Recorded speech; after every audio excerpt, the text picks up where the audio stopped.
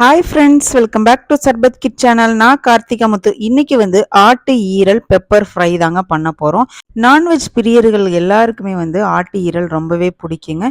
அதுவும் காரசாரமாக நல்லா பெப்பர் தூக்கலாக போட்டு ஒரு ஃப்ரை பண்ண போகிறோம்.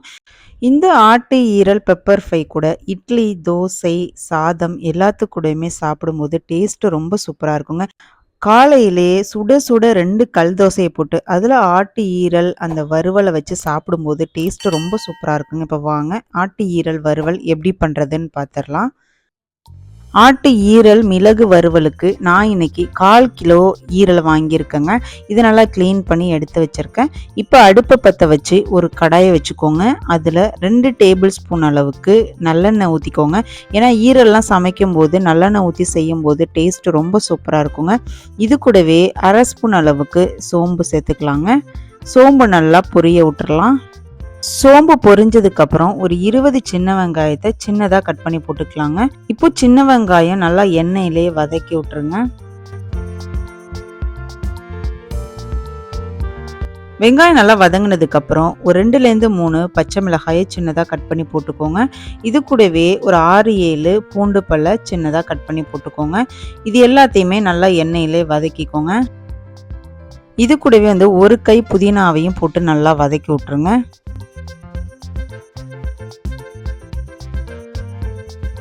நெக்ஸ்ட்டு 1 ஸ்பூன் அளவுக்கு இஞ்சி பூண்டையும் நல்லா தட்டி போட்டுக்கோங்க.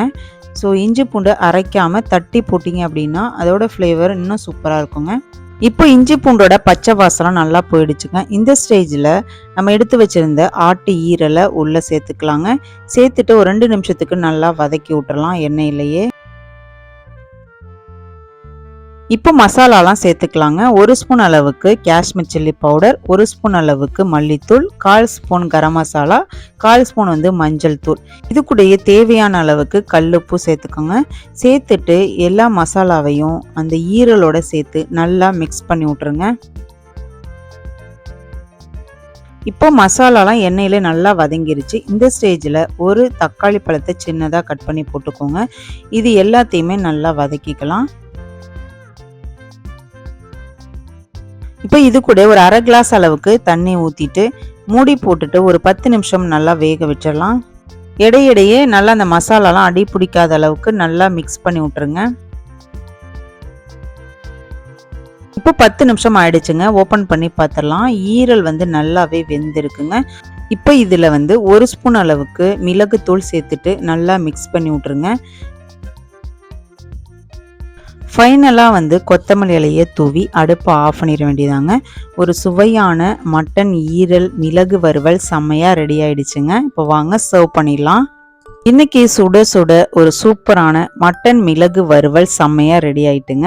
இந்த மட்டன் மிளகு வறுவல் கூட காலையில் நீங்கள் செஞ்சுட்டு இட்லி, தோசை கூட சாப்பிடும்போது டேஸ்ட்டு ரொம்ப சூப்பராக இருக்குங்க. மட்டன் ஈரல் உடம்புக்கு ரொம்ப நல்லதுங்க. குழந்தைங்க எல்லாருக்குமே நீங்கள் இதை செஞ்சு கொடுக்கலாம், விரும்பி சாப்பிடுவாங்க. எங்கள் வீட்டில் மார்னிங்கில் சுட சுட 2 கல் தோசையை போட்டு மட்டன் ஈரல் வச்சு சாப்பிட்டோங்க. டேஸ்ட் ரொம்ப சூப்பராக இருந்துச்சு. கண்டிப்பாக நீங்களும் ஒரு டைம் ட்ரை பண்ணி பாருங்கள். உங்களுக்கு இந்த வீடியோ பிடிச்சிச்சு அப்படின்னா ஒரு லைக் பண்ணிட்டு உங்களோட ஃப்ரெண்ட்ஸ் அண்ட் ஃபேமிலிக்கு ஷேர் பண்ணுங்க. நாளைக்கு ஒரு செம்மையான ரெசிபியோட நான் உங்களை மீட் பண்றேன். தேங்க்யூ ஃபார் வாட்சிங்.